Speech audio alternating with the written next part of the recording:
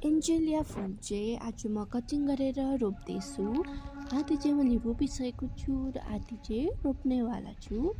यसको पटहरू पनि रेडी पारिसकेको छु मैले। एउटा पटमा मैले 3टा नभा 4टा एन्जेलियाको कटिङ्स हालेको छु, कारण अहिले विन्टर्स हो र विन्टर्समा त्यति कटिङ्स सर्दैन है। अन्त सरेन भने पनि एउटा पटमा मिनिमम 4टा रोपेकोमा 2 त रहन्छ भन्ने आशमा मैले 4टा रोपेको छु एउटा पटमा है।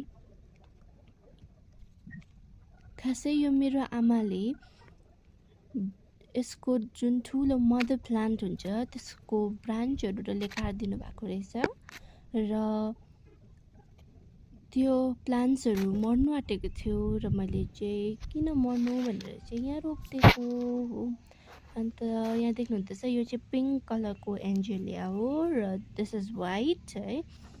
अन्त अरू चाहिँ कुन कलर छ थाहा भएन हो, प्रायः त पिङ्क र वाइटै छ हो।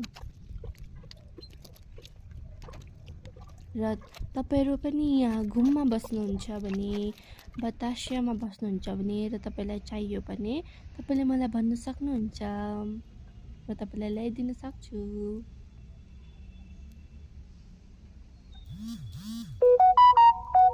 कुन चाहिँ ब्राउन भइसकेको छ है। हुन्छ, थ्याङ्क्स फर वाचिङ।